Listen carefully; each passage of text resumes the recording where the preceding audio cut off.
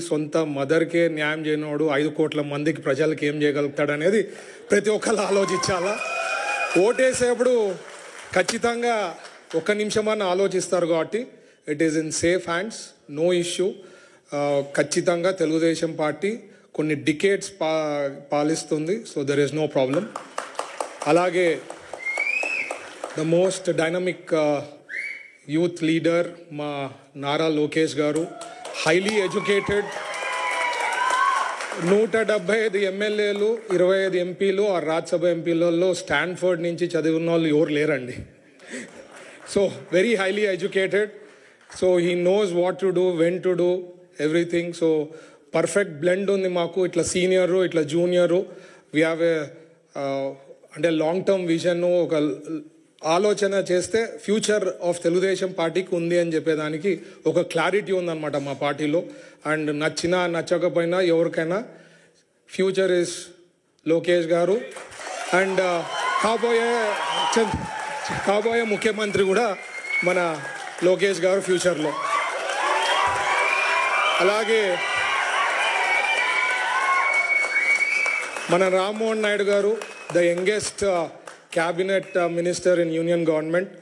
And Rammohan Naidu గారికి నేను ఎప్పుడు సార్ విజన్ ఏదైతే ప్రతి డిస్ట్రిక్ట్లో ఎయిర్పోర్ట్స్ రావాలా అని చెప్పి సార్ థాట్ ప్రాసెస్ ఉంది. నాకు తెలిసి గ్యారంటీ రామ్మోహన్ నాయుడు గారు ప్రతి డిస్ట్రిక్ట్ హెడ్ క్వార్టర్స్లో ఎయిర్పోర్ట్స్ పెట్టి మా కర్నూలు నుంచి కూడా విజయవాడకి తొందరగా ఫ్లైట్ని ఏర్పాటు చేయాలని మరి ఇక్కడి నుంచి కూడా రిక్వెస్ట్ చేస్తాం.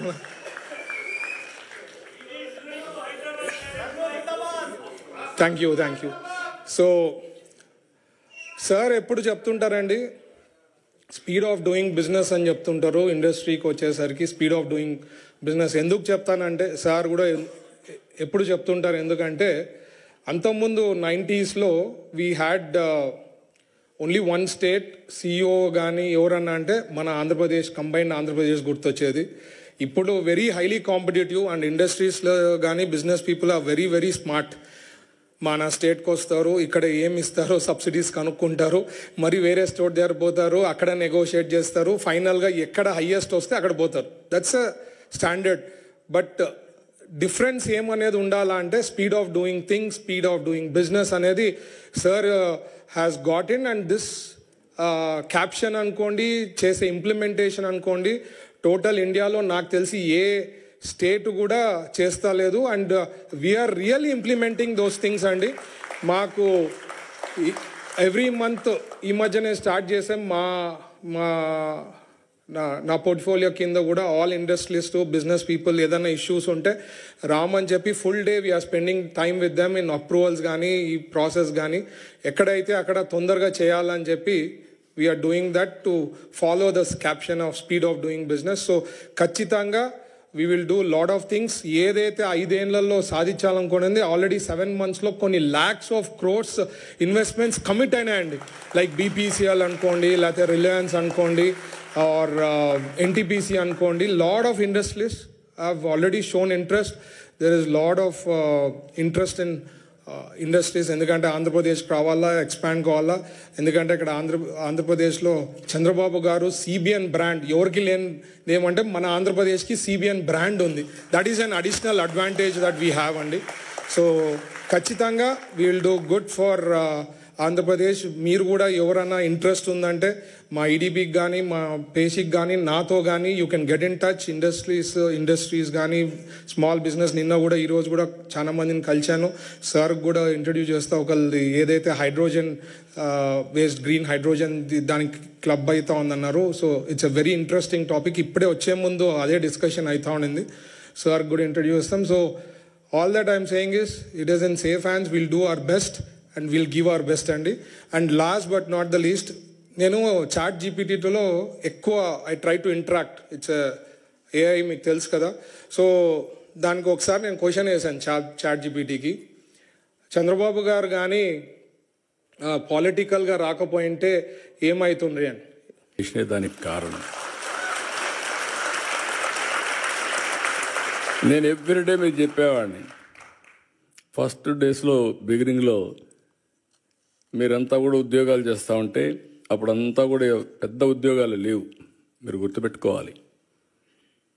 అప్పుడంతా కూడా జాబ్ వర్క్. అమెరికాలో డాక్టర్లు డే టైం పనిచేస్తారు, ఆ స్క్రిప్ట్లంతా ఇండియాకి పంపిస్తారు, అవన్నీ టైప్ చేసి మళ్ళీ అప్డేట్ చేస్తే మార్నింగ్ డాక్టర్ వస్తారని అది చూసుకొని నెక్స్ట్ ముందుకు పోతాడు. అది బిగినింగ్లో మనం చేసింది. కొన్నిసార్లు ఆ పనులు కూడా మన వాళ్ళకు ఆ ప్రొనౌన్సియేషన్ తెలియకుండా ఇబ్బంది పడితే లండన్ నుంచి ఇంగ్లీష్ లెక్చరర్ తీసుకొచ్చి మీకు అప్పట్లోనే ట్రైనింగ్ ఇప్పించా. అంటే ఇంగ్లీష్ కొంతమంది ఆ ప్రొనౌన్సియేషన్లో ఇబ్బంది పడుతున్నారని అక్కడి నుంచి ప్రారంభించాం. నేను ఎవ్రీడే చెప్పేవాడిని, మీరు ఉద్యోగం చేయడం కాదు, మీరు ఉద్యోగాలు ఇచ్చే స్థాయికి ఎదగాలి, జాబ్ సీకర్ కాదు జాబ్ ప్రొవైడర్గా తయారు కావాలని ఎప్పుడు చెప్పేవాడిని. అంటే ఆంటర్‌ప్రెన్యూర్స్ కావాలని నేను చెప్పడమే కాదు, ఒక 40-50 మంది ఆంటర్‌ప్రెన్యూర్స్ని నాతో తీసుకెళ్ళి ప్రపంచం మొత్తం వాళ్ళకు చూపించి రౌండ్ టేబుల్ కాన్ఫరెన్స్లు పెట్టేవాడిని.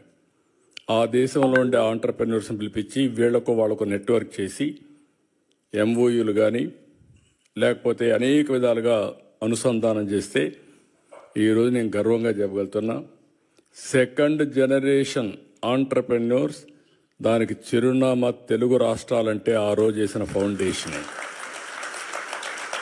ఇప్పుడే మా ఆడబిడ్డ చెప్తా ఉంది, ఆ రోజు చదువుకోవాలంటే ఆడపిల్లలు చదివించేవాళ్ళు కాదు తల్లిదండ్రులు. నేను ఎవ్రీడే సవాలుగా తీసుకొని చెప్పేవాడిని, మగపిల్లవాడైనా ఆడపిల్ల అయినా బాగా చదివించండి, మీకు ఇది ఒక పెద్ద ఆస్తి, వివక్షత చూపించద్దని ఎవ్రీడే చెప్పేవాడిని. చెప్పడం కాదు, నేను ఒక పాలసీ తీసుకొచ్చాను.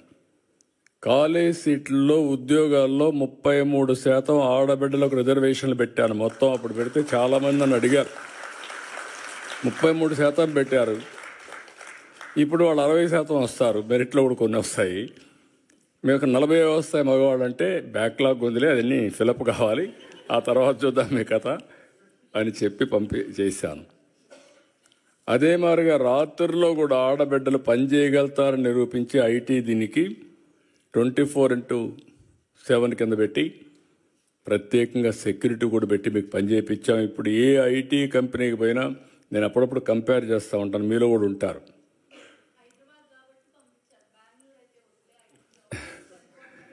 అదేమ్మా, ఇప్పుడు మీరు చూస్తే అప్పుడప్పుడు నేను అడుగుతూ ఉంటాను, భర్త భార్య ఇద్దరు ఐటీ ప్రొఫెషనల్స్ ఉంటారు, ఎవరికి ఆదాయం ఎక్కువ వస్తుందంటే ఏమంటారు, మగవాళ్ళు ఏమంటారు,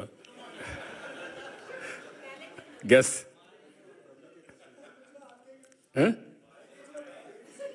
అని కూడా కాదు, మన ఆడవాళ్ళని మనం సరిగా అంచనా వేయలేదు. కానీ there is a theory, right brain, left brain.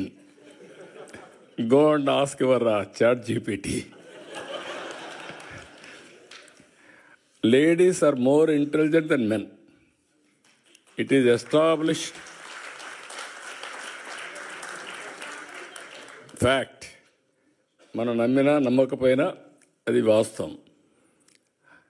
అందుకే ఇవన్నీ నేను ప్రమోట్ చేసినప్పుడు నాకు అనిపించింది చాలా, ఇప్పుడు ఎక్కడికి పోయినా కూడా ఇంకొక ఇది కూడా ఉంది, మీకు గుర్తుపెట్టుకోవాలి, మీరు కూడా ఫాలో కాలేదనుకుంటున్నాను నేను, అయితే ప్రమాదం. డబ్బులు వచ్చాయి, ఇద్దరు కూడా ఉద్యోగాలు చేస్తున్నారు, double income, no kids, let us enjoy. అందుకే ఇప్పుడు యూరోపే కాదు, అన్ని దేశాల్లో కూడా పాపులేషన్ ప్రాబ్లం వచ్చింది, ఏజింగ్ ప్రాబ్లం వచ్చింది. Can you believe? జపాన్ లాంటి దేశం ఇండియా నుంచి మ్యాన్ పవర్ పంపించమని ఫస్ట్ టైం అడుగుతున్నారు. జర్మనీ లాంటి దేశంలో ఇండియన్స్ని యాక్సెప్ట్ చేసి కొంతమంది మనుషులు కావాలని అడిగే పరిస్థితికి వచ్చారు. అంటే ఏదైతే సరైన సమయంలో నిర్ణయం చేయలేకపోయారో దానివల్ల ఆ దేశాలు ఈరోజు మీరు చూస్తే సంపద సృష్టించారు, టెక్నాలజీ ఉంది, అగ్రదేశాలు. మనుషులు లేకపోతే ఎవరికోసం, దీనికి ఎవరు ఎంజాయ్ చేస్తారు?